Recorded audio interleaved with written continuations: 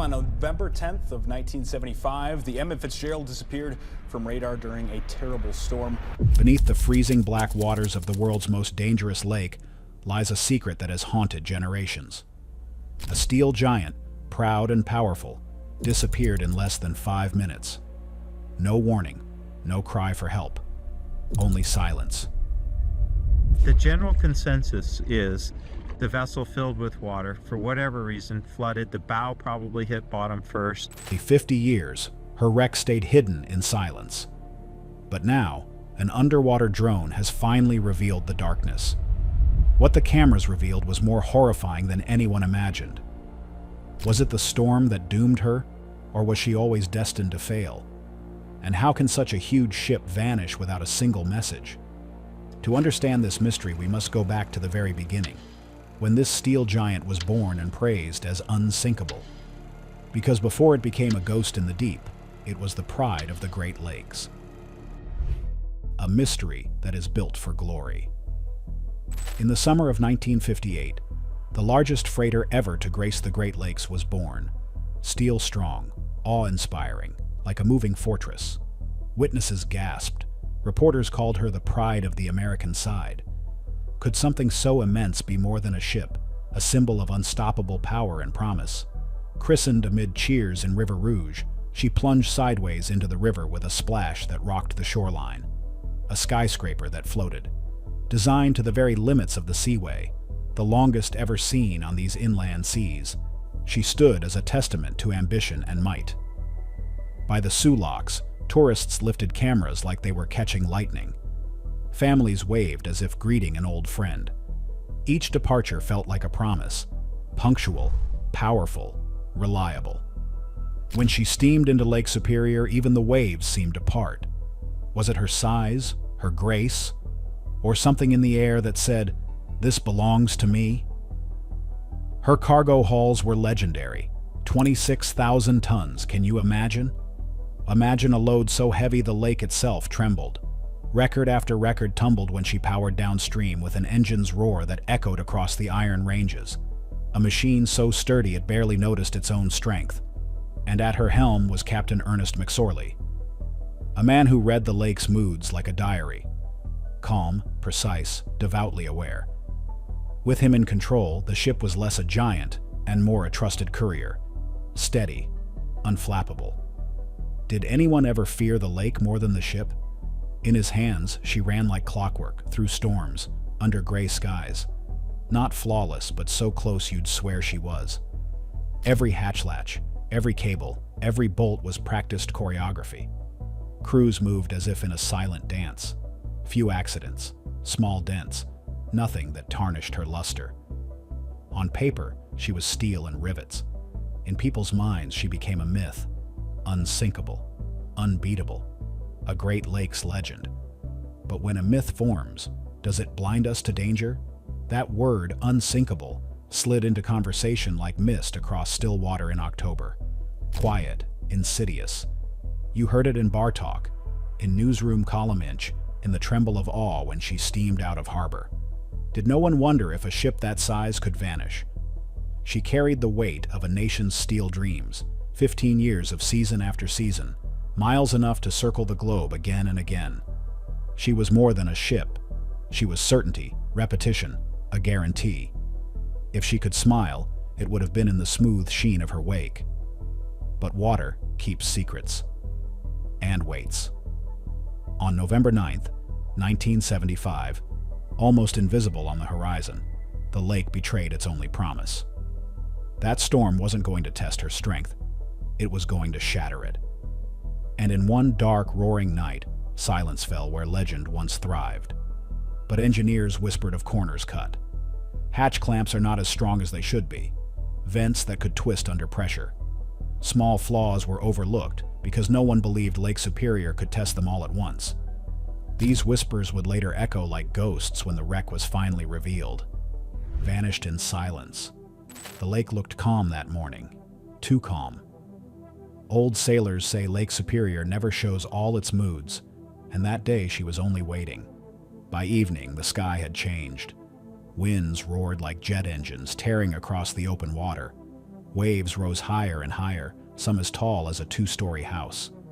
Snow cut sideways, ice clung to steel, and every strike of water shook the ship's body. This was not a storm. It was a monster. Inside that chaos, Captain Ernest McSorley kept his voice calm. On the radio, he reported, "We have a bad list, but we are holding our own." Bad list meant the freighter was leaning, struggling to stay balanced against the violent seas. But even then, McSorley sounded steady, almost reassuring. Did he know how close the end was?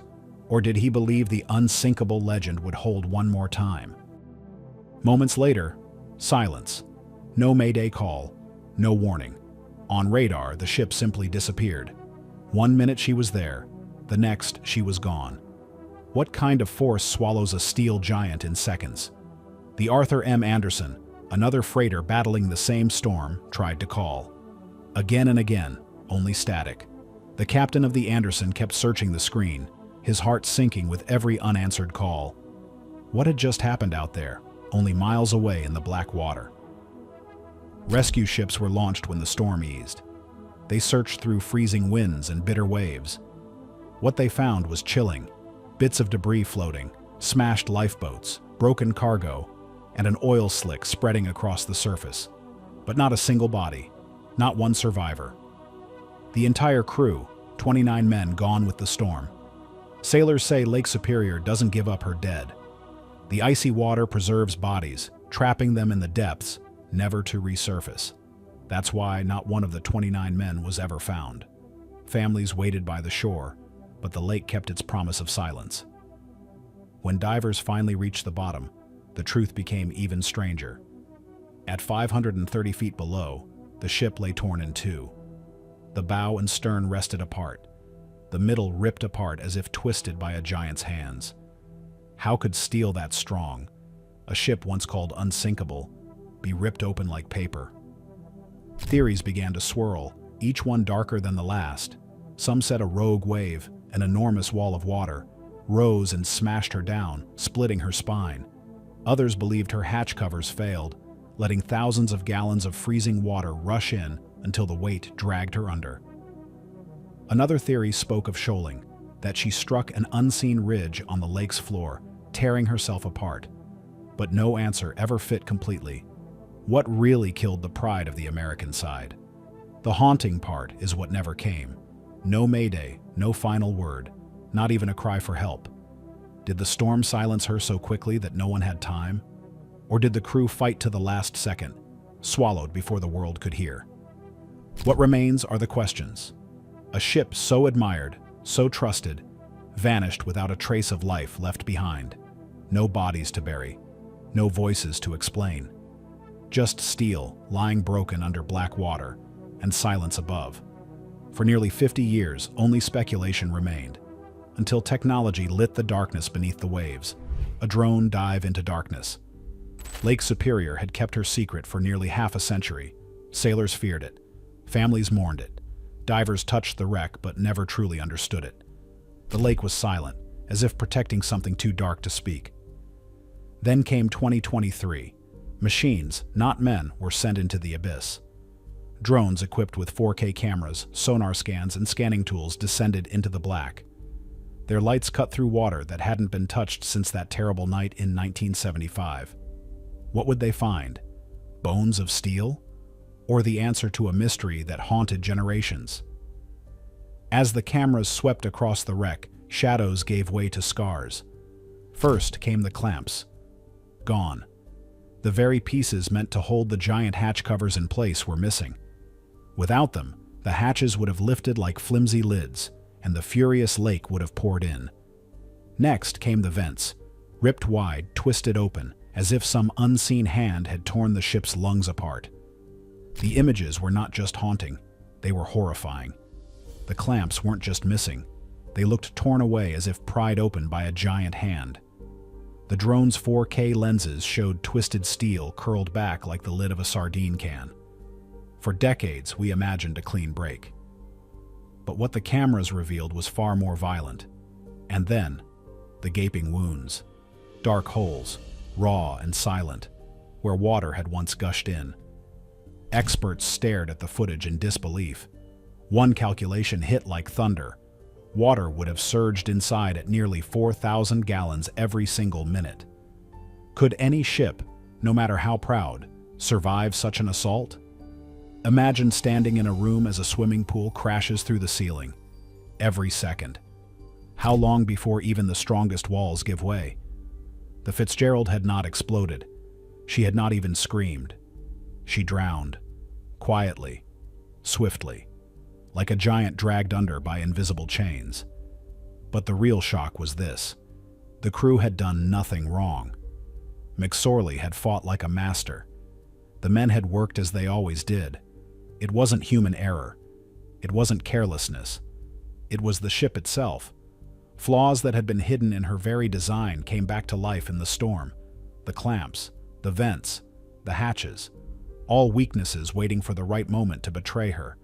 How many people waved to her from shore, calling her unsinkable, never realizing she was already doomed? How many sailors trusted ships built with the same weaknesses? Experts felt a chill that had nothing to do with the icy water. They realized the Edmund Fitzgerald was not alone. Other freighters of her era carried the same flaws, the same ticking clocks inside their steel frames. If one unsinkable queen could drown in silence, what of the others? For the families of the 29, seeing the wreck in such detail was both a gift and a curse. For the first time, they saw what likely claimed their fathers, brothers, and sons. But it also reopened wounds. They could see the very steel that betrayed them. The discovery forced everyone to confront a terrifying truth. Storms do not always kill ships. Sometimes ships are already broken long before the storm arrives. The Edmund Fitzgerald was not beaten by chance. It was betrayed by her own body. And yet, the most haunting part of all remains her silence. Why no distress call? Why no desperate final message? The answer may lie in those 4,000 gallons a minute. The ship didn't have time to cry out. She drowned before the crew could reach a radio. One moment she was fighting, the next she was gone. For families, the footage was like reopening a wound. For historians, it was confirmation. For sailors, it was a warning. Technology had lit the darkness, and what it showed was more terrifying than myths of rogue waves or sudden shoals. The pride of the American side was not killed by chance. She was designed to fail.